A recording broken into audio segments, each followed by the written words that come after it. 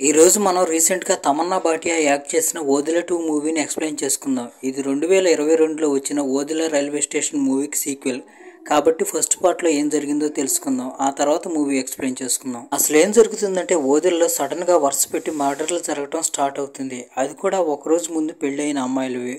పోలీసులు కిల్లర్ను పట్టుకోవడానికి చాలా ట్రై చేస్తారు, కానీ కిల్లర్ని పట్టుకోలేకపోతారు. అందువల్ల ఐపీఎస్ ఆఫీసర్ అనుదీప్ కిల్లర్ని పట్టుకోవాలని చెప్పి తన గర్ల్ ఫ్రెండ్ని పెళ్లి చేసుకుంటాడు. అయితే అదృష్టం వల్ల కిల్లర్ ఐపీఎస్ ఆఫీసర్ వైఫ్ని కూడా కిడ్నాప్ చేస్తాడు. ఇంకోవైపు అదే గ్రామంలో ఉండే రాధ ఒకరోజు తన ఇల్లు క్లీన్ చేస్తున్నప్పుడు ఆమెకి కొన్ని ఫీమేల్ ఇన్నర్వేర్స్ దొరుకుతాయి.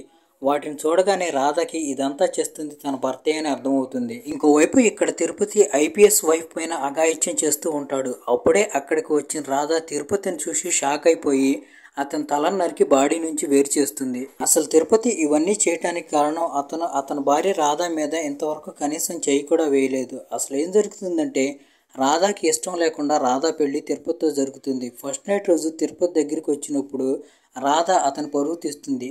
దాంతో రాధాని అంటుకోవాలంటేనే తిరుపతి భయపడిపోతాడు. కానీ ఒకరోజు తిరుపతి పక్కింట్లో ఉండే వాళ్ళకి పెళ్లి జరుగుతుంది. తర్వాత వైఫ్ అండ్ హస్బెండ్ ఇంటిమేట్ అవుతూ ఉంటారు. వాళ్ళని చూసి తిరుపతి తనని తాను కంట్రోల్ చేసుకోలేకపోతాడు.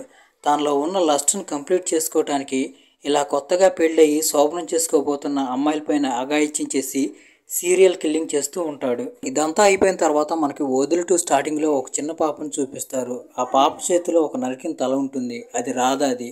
ఆ పాప ఆ తలను తీసుకుని పోలీస్ స్టేషన్కి వెళుతూ ఉంటుంది. ఈ సీన్ చూడటానికి చాలా భయంకరంగా ఉంటుంది.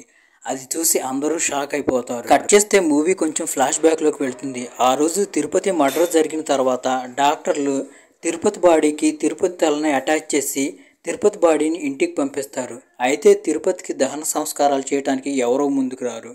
ఎందుకంటే తిరుపతి ఎలాంటి వాడోనన్న నిజం అందరికీ తెలిసిపోతుంది. తిరుపతి తమ్ముడు అతని బెస్ట్ ఫ్రెండ్ కలిసి తిరుపతి డెడ్ బాడీని ఇంటి దాకా తీసుకొస్తారు. ఇంకోవైపు గ్రామస్తులంతా కలిసి వాడు మన గ్రామస్తులను చాలా ఇబ్బంది పెట్టాడు, వాడు చచ్చిపోయిన తర్వాత కూడా వాడికి శిక్ష ఇవ్వాలి, వాడు ఎలాగైనా కానీ నరకం అనిపించాలని అంటారు. దానికి పంతులు గారు శివపురాణం అలాగే ఇంకా కొన్ని గ్రంథాలు చదివి వాడికి సమాధి శిక్ష వేద్దామని అంటారు.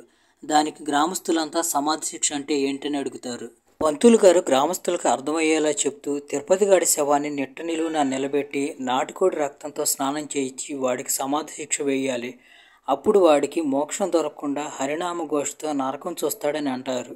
ఇదంతా విని మొదట గ్రామస్తులు భయపడిపోతారు. అయినా కానీ తిరుపతి గాడి చేసిన ఘాతుకానికి ఎలాంటి శిక్ష పట్టడం కరెక్టేనని చెప్పి తిరుపతి గాడి శవాన్ని శ్మశానానికి తీసుకెళ్లి నిట్ట నిలువున పాతిపెట్టి కోడి రక్తంతో అభిషేకం చేసి గ్రామస్తులు వాళ్లతో పాటు తెచ్చిన పాత గుడ్లను కూడా అక్కడ వేసి ఆడి శవాన్ని పూడ్చి చేస్తారు.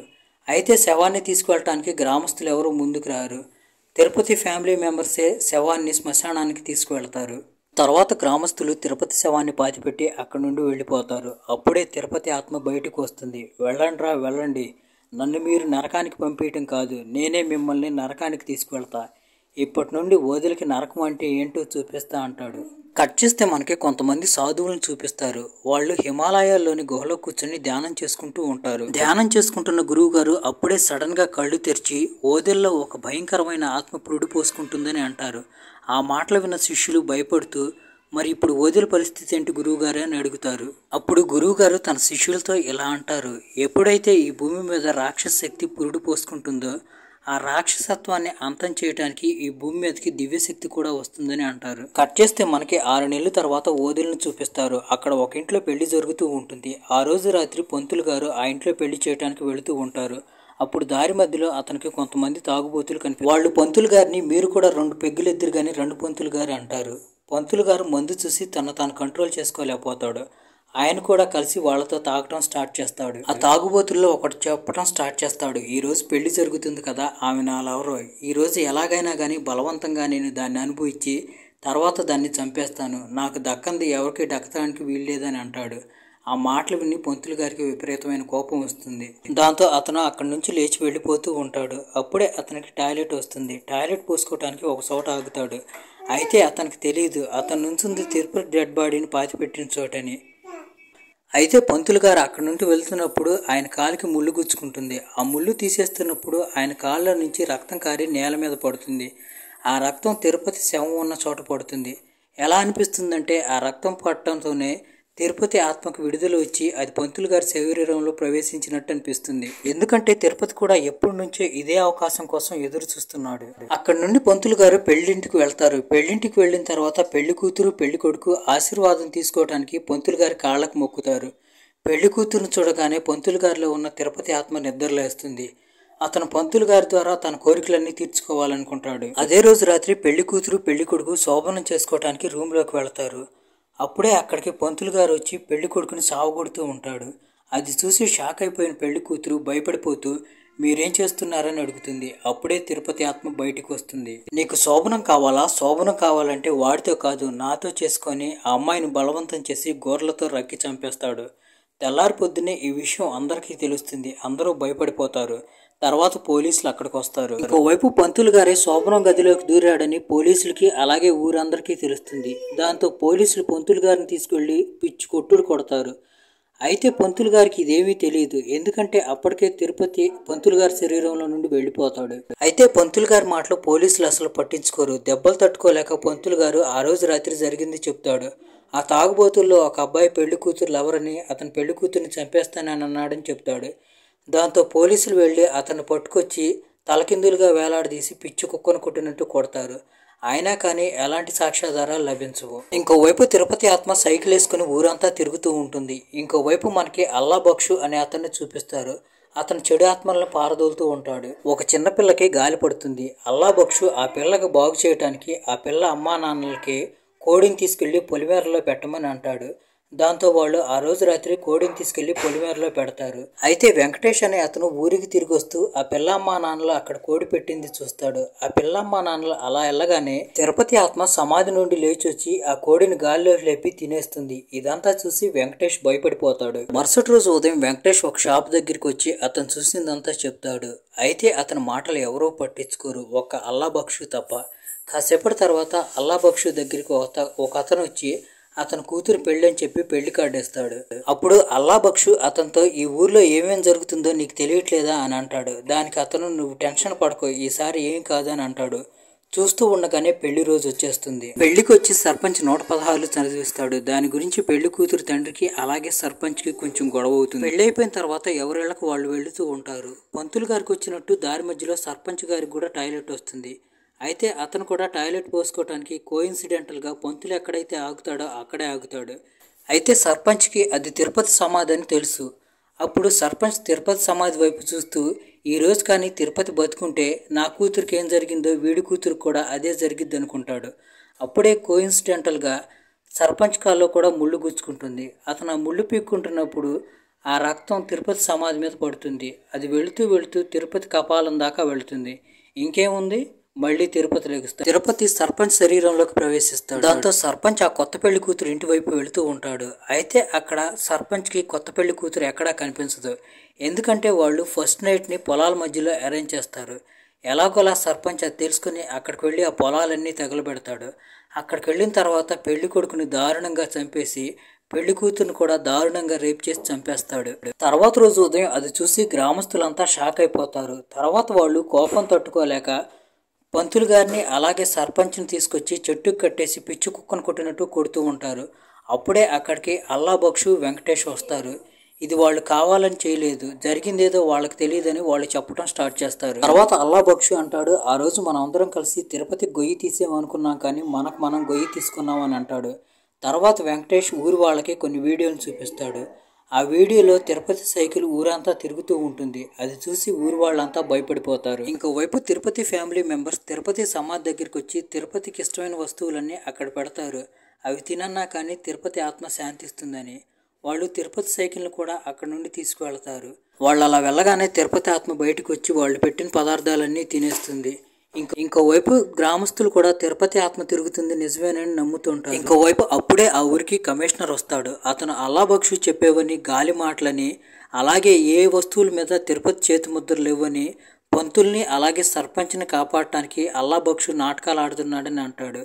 ఆ మాటలు విని కోపం వచ్చిన అల్లా బక్షు మన కంటికి కనిపించట్లేదంటే దాని అర్థం అది లేదని కాదని అంటాడు. దేవుడు ఉన్నది ఎంత నిజమో దయ్యం కూడా ఉన్నదన్నది అంతే నిజమని అంటాడు. ఆ మాటలకి కమిషనర్ నీదంతా బ్రహ్మని నేను రుజువు చేస్తాను, ఈ రాత్రి నేను తిరుపతి సమాధి దగ్గరే ఉంటానని అంటాడు. అన్నట్టుగానే కమిషనర్ ఆ రోజు తిరుపతి సమాధి దగ్గర పడుకుంటాడు. అయితే ఉదయాన్నే కానిస్టేబుల్ కమిషనర్కి టీ ఇయ్యడానికి వచ్చేసరికి కమిషనర్ది ఒక కన్ను పెలగిచ్చి ఉంటుంది. కానిస్టేబుల్ దగ్గరికి వచ్చి కమిషనర్ని కుర్చీలో నుంచి లేపడానికి ట్రై చేస్తాడు. అప్పుడే కమిషనర్ డెడ్ బాడీ ముందుకు పడుతుంది. కమిషనర్ బ్యాక్ సైడ్ చూడటానికి చాలా దారుణంగా ఉంటుంది. తిరుపతి ఆత్మే ఇదంతా చేసింది. ఇదంతా చూసి గ్రామస్తులంతా భయపడిపోతూ ఉంటారు. ఇప్పుడు ఏం చేయాలో వాళ్ళకి అర్థం కాదు. అప్పుడే వాళ్ళకి సడన్గా తిరుపతి భార్య రాధ గుర్తొస్తుంది. ఎందుకంటే పోయినసారి తిరుపతి బారి నుంచి గ్రామాన్ని కాపాడింది రాధానే. తర్వాత వాళ్ళంతా కలిసి జైల్లో ఉన్న రాధాని కలవటానికి వెళ్తారు. అంతా విన్న తర్వాత రాధ, మనమంతా ఎంతో కష్టపడి ఆ తిరుపతి సమస్య నుంచి మన గ్రామాన్ని కాపాడుకున్నాం. మీరందరూ సమాధి శిక్ష వేసి మళ్ళీ వాడిని గ్రామంలోకి రప్పించారని అంటుంది. గ్రామస్తులంతా కలిసి నువ్వే ఎలాగైనా కానీ ఈ సమస్యకి పరిష్కారం చూపించాలని రాధాని బతిమలాడతారు. అప్పుడు రాధ, మా బామ్మ ఉండేది, ఆమె ఒక గొప్ప సాధ్వి, ఎప్పుడూ ధ్యానంలో లీనమై ఉండేది. ఆమెను చూసి మా పెద్దక్క భైరవి కూడా ప్రభావితమైంది. అప్పుడే బామ్మగారి దగ్గర నుంచి భైరవికి ఒక రహస్యం తెలుస్తుంది. అదేంటంటే ఎవరైనా ఒక అమ్మాయి పీరియడ్ స్టార్ట్ అయ్యే దగ్గర నుంచి పీరియడ్ ఎండ్ అయ్యేలోపు రోజుకు 108 సార్లు శివమంత్రం జపిస్తే తనకి అనంతమైన శక్తులు దక్కుతాయని. భైరవి కూడా అప్పటి నుండి బామ్మగారిలాగా ధ్యానం చేసేది. అప్పటి నుంచి ఆమె గొప్ప శివభక్తురాలైపోయింది. ఇప్పుడు మనకు సహాయం చేయగలిగేది కేవలం భైరవి ఒక్కటే అని చెప్తుంది. అయితే మనకి భైరవి ఎక్కడ దొరుకుతుందని అడుగుతారు. భైరవి ఒక దేవాలయం దగ్గరికి వచ్చింది, అక్కడే మనకు దొరికిద్దని చెప్పిద్ది రాధ. దాంతో గ్రామస్తులంతా కలిసి ఆ దేవాలయం దగ్గర ఉన్న భైరవిని కలవటానికి వెళ్తారు. ఇప్పుడు మనకి భైరవిని చూపిస్తారు. భైరవి తన శక్తులను ఉపయోగించి ఎవరైనా సమస్యల్లో ఉన్న వాళ్ళకి సహాయం చేస్తూ ఉంటుంది. గ్రామస్తులు భైరవిని కలిసి తన సమస్య గురించి వివరిస్తారు. అయితే భైరవి వాళ్ళకి సహాయం చేయడానికి నిరాకరిస్తుంది. ఎందుకంటే ఇది మీ కర్మ ఫలితం, మీరే కావాలని తిరుపతిని పిలిచారు, ఇప్పుడు మీ కర్మ ఫలితాన్ని మీరే అనుభవించండి అని అంటుంది. ఇప్పుడు గ్రామస్తులు కూడా వాళ్ళ ద్వారా జరిగిన పొరపాటుని యాక్సెప్ట్ చేస్తారు. అయినా కానీ పదే పదే వాళ్ళకి హెల్ప్ చేయమని గ్రామస్తులు భైరవిని బతిమలాడతారు. చివరికి భైరవి కూడా వాళ్ళకి హెల్ప్ చేయడానికి వాళ్ళతో వెళ్ళటానికి ఒప్పుకుంటుంది. అక్కడ నుండి వెళ్తున్నప్పుడు భైరవి కంటిన్యూస్గా మంత్రాన్ని జపిస్తూ ఉంటుంది. కాసేపు వెతికిన తర్వాత ఆమెకి తిరుపతి ఆత్మ ఎక్కడుందో దొరుకుతుంది.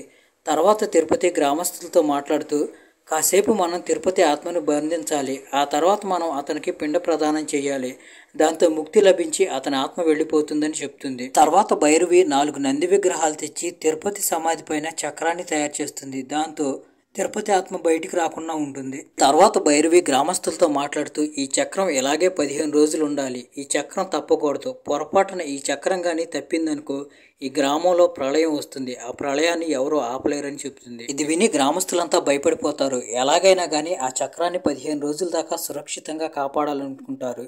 ఈ 15 రోజులు భైరవిని వాళ్ళ గ్రామంలోనే ఉండమంటారు. ఇంకోవైపు ఈ న్యూస్ బాగా వైరల్ అయిపోతుంది. దీన్ని కవర్ చేయడానికి ఒక మీడియా వాళ్ళు అక్కడికి వస్తారు. అయితే పొరపాటున ఆ మీడియా ఛానల్ వాళ్ళ డ్రోన్ వెళ్ళి ఆ చక్రం మీద పడుతుంది. తర్వాత అతను ఆ డ్రోన్ని తీసుకురావడానికి అక్కడికి వెళతాడు. అయితే ఆ చక్రానికి కాపలా కాస్తున్న గ్రామస్తుడు అతన్ని అప్పుడు డ్రోన్ తీసుకోకుండా ఆపుతాడు. ఆ రిపోర్టర్ కూడా అప్పటికి సైలెంట్గా ఉండిపోతాడు. కానీ రాత్రి అయిన తర్వాత అతను ఆ డ్రోన్ని తీసుకోవడానికి తిరుపతి సమాధి దగ్గరికి వస్తాడు. మిగతా వాళ్ళకి జరిగినట్టుగానే అతను కూడా ముళ్ళు గుచ్చుకుంటుంది. ఇంకేముంది, దాంతో తిరుపతి ఆత్మ బయటకు వస్తుంది. అప్పుడు తిరుపతి ఆత్మ రిపోర్టర్లోకి వెళ్తుంది. అక్కడ నుండి తిరుపతి భైరవిని కలవటానికి వెళ్తాడు. అయితే భైరవి అప్పుడు దేవాలయంలో స్నానం చేస్తూ ఉంటుంది. స్నానం చేస్తున్న భైరవిని చూసి తిరుపతి పిచ్చివాడైపోతాడు. ఎలాగైనా కానీ భైరవి పైన కూడా అఘాయిత్యం చేయాలనుకుంటాడు. అయితే తిరుపతి లోపలికి వెళ్లకుండా దేవాలయంలో ఉండే పాము తిరుపతిని ఆపుతుంది. అప్పుడే అక్కడికి భైరవి కూడా వస్తుంది. నేనున్నంతకాలం నువ్వు ఈ ఊరి గ్రామస్తుల్ని ఏం చేయలేవని చెప్పి భైరవి అక్కడి నుండి తిరుపతిని వెళ్ళమంటుంది. అలాంటి తిరస్కారంతో తిరుపతికి విపరీతమైన కోపం వస్తుంది. కానీ అప్పటికి ఏం మాట్లాడకుండా అతను అక్కడి నుండి వెళ్ళిపోతాడు. ఇంకోవైపు గ్రామస్తులంతా ఊర్లో పూజ చేయాలని ఒక చోట కూర్చొని ఆ పూజ గురించి మాట్లాడుకుంటూ ఉంటారు. అప్పుడే తిరుపతి అక్కడికి వస్తాడు. తిరుపతి అక్కడికి వచ్చి పెద్ద పెద్దగా అరుస్తూ ఉంటాడు. దాంతో గ్రామస్తులంతా బయటకు వస్తారు.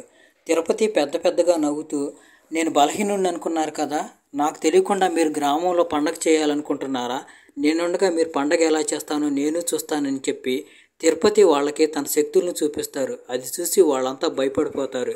ఎందుకంటే నిజంగానే ఇప్పుడు తిరుపతి చాలా పవర్ఫుల్ అయిపోయాడు. ఇప్పుడు పంచభూతాలన్నీ అతని కంట్రోల్లో ఉన్నాయి, గాలి, నీరు, నిప్పు, ఆకాశం అన్నీ. ఇది చూసి భైరవి కూడా భయపడిపోతుంది. నిజానికి తిరుపతి ఆ రిపోర్టర్ శరీరంలోకి వెళ్ళినప్పుడు అతను అక్కడి నుంచి అఘోరాల దగ్గరికి వెళ్ళి కొన్ని తంత్ర విద్యలు నేర్చుకుంటాడు. అందువల్లే అతను కొద్ది రోజులు కనిపించడు. అందువల్ల ఇప్పుడు తిరుపతి చాలా పవర్ఫుల్ అయిపోయాడు. తర్వాత తిరుపతి ఆ ఊరి చుట్టూ ఒక గీత గీస్తాడు. ఆ గీత దాటి ఎవరో బయటికి వెళ్ళలేరు, బయట వాళ్ళు ఎవరో ఆ గీత దాటి లోపలికి రాలేరు. దీంతో ఊరి వాళ్ళంతా భయపడిపోతారు. అన్నట్టు చెప్పడం మర్చిపోయాను, ఈ మధ్యలోనే గ్రామస్తులు రాధాను కూడా జైలు నుంచి పిలిపిస్తారు. ఇంకోవైపు ఒక వ్యక్తి ఆ గీత దాటి వెళ్ళటానికి ట్రై చేస్తాడు. అతను అలా గీత దాటంగానే మొండెం నుంచి అతని తల వేరైపోతుంది. ఇది చూసి గ్రామస్తులంతా భయపడిపోతూ ఉంటారు. తర్వాత ఏం చేయాలో వాళ్ళకి అర్థం కాదు. ఇంకోవైపు ఊరిలో కరువు వస్తుంది. ఒకరోజు సడన్గా ఒక తల్లిదండ్రి భైరవి దగ్గరికి వస్తారు. వాళ్ళ పాపకి ఆస్తమా అటాక్ అయిందని హాస్పిటల్కి తీసుకువెళ్ళపోతే ఆమె చచ్చిపోతుందని, ఏం చేయాలో అర్థం కావట్లేదని వాళ్ళు భైరవి దగ్గరికి వచ్చి ఏడుస్తూ ఉంటారు. ఇక్కడ వచ్చిన సమస్య ఏంటంటే హాస్పిటల్ ఊరి బయట ఉంది. హాస్పిటల్కి వెళ్ళాలంటే తిరుపతి గీసిన గీత దాటాలి. అప్పుడే భైరవికి ఒక ఐడియా వస్తుంది. భైరవి వెంటనే రాధాని, నువ్వు పెళ్లి కూతురు గెటప్లో వెళ్ళి తిరుపతిని కలువు. అప్పుడే నేను గుళ్ళోకి వెళ్ళి పెద్దగా లౌడ్ స్పీకర్లో మంత్రజపం చేస్తూ ఉంటాను. దాంతో కాసేపటికి తిరుపతి శక్తులు బలహీనపడతాయని చెప్తుంది. వాళ్ళంతా కలిసి ఈ ప్లాన్ని ఎగ్జిక్యూట్ చేస్తూ ఉంటారు. ఆ చిన్నపిల్ల తల్లిదండ్రులు చిన్నపిల్లని హాస్పిటల్కి తీసుకెళ్తూ ఉంటారు. ఇంకోవైపు అప్పుడే లైట్ ఆగిపోతుంది, కరెంటు పోతుంది. తిరుపతికి కూడా వాళ్ళు వేస్తున్న ప్లాన్ గురించి తెలుస్తుంది. అప్పుడే తిరుపతి సడన్గా ఆ భాగాన్ని చిన్నపిల్ల శరీరంలోకి వస్తాడు. ఆ చిన్నపిల్ల శరీరంలోకి వచ్చి రాధా తల నరికి పోలీస్ స్టేషన్కి వెళ్తాడు. ఇదే మనకి మూవీ స్టార్టింగ్లో చూపించే సీన్. ఇంకోవైపు తిరుపతి గ్రామస్తులను పెట్టి హింస ఎక్కువైపోతుంది. దాంతో భైరవి తిరుపతితో నువ్వు గ్రామస్తులను క్షమించి ఇక్కడ నుండి వెళ్ళిపోమంటుంది. దానికి తిరుపతి ఒక కండిషన్ పెడతాడు. నువ్వు నాతో ఒక రాత్రి కలిసి ఉంటే నేను ఇక్కడ నుండి వెళ్ళిపోతానంటాడు. భైరవి ఏమో శివభక్తురాలు, తిరుపతి ఏమో తనతో పాటు ఒకరోజు కలిసి ఉండమంటున్నాడు. అయినా కానీ భైరవి దానికి ఒప్పుకుంటుంది. తర్వాత భైరవి కొత్త పెళ్లి కూతురులాగా తయారయ్యి తిరుపతి దగ్గరికి వెళుతుంది. తిరుపతి భైరవి వైపు కళ్ళు ఆర్పకుండా అలానే చూస్తూ ఉంటాడు. ఇదంతా తిరుపతి వెంకటేష్ బాడీలోకి వెళ్ళి చేస్తూ ఉంటాడు. ఇంకోవైపు భైరవి కంటిన్యూస్గా మంత్రం జపిస్తూ ఉంటుంది. అది విని తిరుపతికి విపరీతమైన కోపం వస్తుంది. తర్వాత తిరుపతి భైరవిని కొడుతూ ఉంటాడు. ఇదంతా తిరుపతి ఆ గుడి బయట చేస్తూ ఉంటాడు, ఎందుకంటే గ్రామస్తులు కూడా ఇదంతా చూడాలని. ఇంకోవైపు అల్లాబక్షు కూడా భైరవి చెప్పినట్టు తిరుపతి సమాధి దగ్గరికి వెళతాడు. ఒక్కసారి జపిస్తే భైరవి మంత్రజపం అయిపోయేది. అయితే తిరుపతి శక్తి తట్టుకోలేక భైరవి కళ్ళు తిరిగి పడిపోతుంది. అప్పుడే ఒక చిన్నపిల్ల దేవాలయంలోకి వెళ్ళి అక్కడున్న నందిదేవుడిని సహాయం అడుగుతుంది. ఆ పిల్ల నందిదేవుడి దగ్గర మొరపెట్టుకోవడంతో నందిదేవుడు బయటికి వచ్చి భైరవికి తగులుతాడు. దాంతో భైరవి లేచి మంత్రజపం చేస్తుంది. మంత్రం జపించడం కంప్లీట్ అవడంతో భైరవిలోకి మహాదేవుడి శక్తి వస్తుంది. చూస్తూ ఉండగానే భైరవి త్రిశూలం తీసుకుని తిరుపతి ఆత్మని పొడిచి చంపేస్తుంది. ఇంకోవైపు అల్లాబక్షు కూడా తిరుపతి యాక్చువల్ డెడ్ బాడీని కాల్చేస్తాడు. అలా చేయటం వల్ల తిరుపతి అంతమైపోతాడు. ఇక్కడతో ఈ మూవీ ఎండ్ అయిపోతుంది.